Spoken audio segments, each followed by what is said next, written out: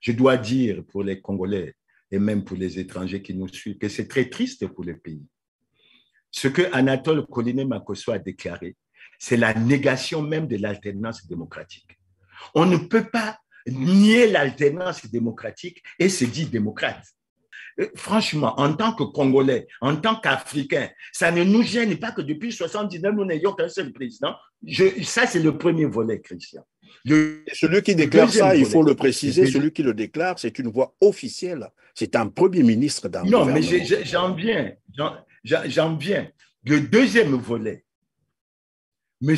Koliné-Makosso doit savoir, même si le pouvoir fait tout en œuvre pour étouffer l'opposition, pour mettre les bâtons dans les roues, il y a une opposition dans ce pays. Et l'opposition à laquelle j'appartiens se bat pour le changement et la rupture, parce que le bilan du PCT est catastrophique. Il s'efforce à se maintenir au pouvoir. Tokoti a pété, on ne lâchera pas. Mais le bilan, c'est que les Congolais souffrent. Et moi, j'ai été peiné, très peiné en tant que chrétien, en tant que Koliné-Makosso, appeler les Congolais à aller prier pour que ça se réalise. Et moi, je dirais à Koliné-Makosso, moi, si je dois prier, c'est pour sortir les Congolais de la souffrance. Les Congolais souffrent trop. Le PCT a amené le Congo dans le chaos. Et le bilan du président Sassou, je le dis et je l'assume, il est globalement catastrophique. Puisque nous parlons de la corruption, Clément Birassa, j'ai une question, mais après vous êtes libre de répondre ou non. Je ne sais pas si vous avez lu l'information qui a circulé sur la toile. On parle des opposants qui auraient été reçus quelque part, sans précision bien entendu, où ils sont allés recevoir les malles d'argent, les sommes de l'ordre de 250 millions ont été...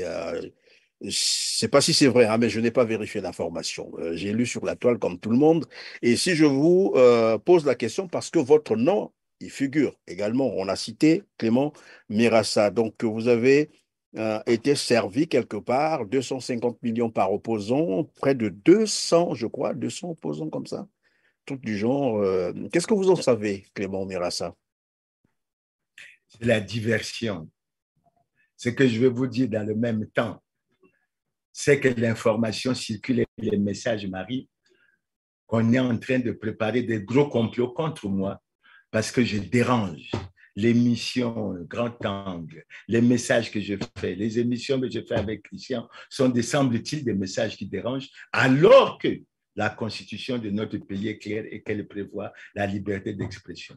Moi, ça m'a posé des problèmes, Christian, parce que je n'étais pas le premier à lire cette publication. Mais on m'a appelé de toutes parts pour me dire que les gens étaient prêts à venir me voir pour avoir leur part. Mais leur part de quoi? Ce jeu, ce n'est pas avec Clément Mirassa. Christian, je dis, et les Congolais doivent le retenir. Ce jeu, ce n'est pas avec Clément Mirassa. Clément Mirassa, vous le savez, il peut marcher à pied lorsqu'il n'a pas de voiture, il peut prendre des taxis, il peut vivre comme le Congolais moyen, il n'a aucun problème. Et j'ai d'ailleurs répliqué en disant, mais si les gens, les gouvernants ont tant d'argent que ça, mais qu'ils mettent cet argent dans les érosions, dans la résolution des problèmes des inondations, qu'ils le mettent à la disposition de la jeunesse qui a besoin d'un avenir.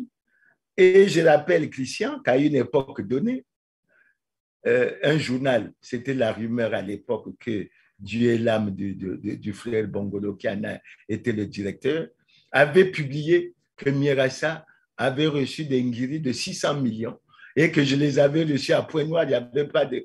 Mais j'ai traîné le journal au tribunal. J'ai traîné le journal au tribunal. Et les gens sont venus me voir pour dire, ne demande pas des dommages et intérêts parce que le journal va s'écrouler. Et finalement, le journal a été condamné à me payer 1 franc symbolique. Arrêtons ce jeu.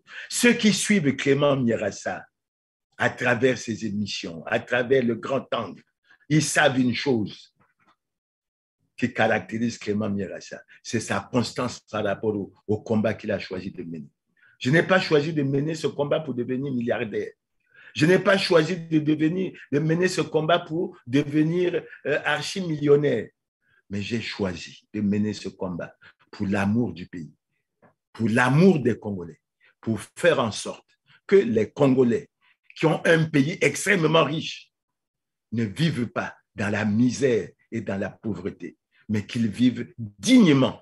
Et ça, nous sommes capables de le faire. Et c'est en ça que dans la vision que j'ai de la politique, je dis que le projet qu'il faut proposer au Congo, c'est un projet de changement et de rupture, de faire la politique autrement qu'elle se fait aujourd'hui, avec le fait qu'on a tout fait pour qu'une minorité s'enrichisse indéfiniment, qu'elle devienne archi-milliardaire, qu'elle nargue les Congolais et qu'on vienne de dire Mirassa a eu 250. Mais celui qui m'a donné 250 millions, il les aura eu où? Lui, il les a eu où?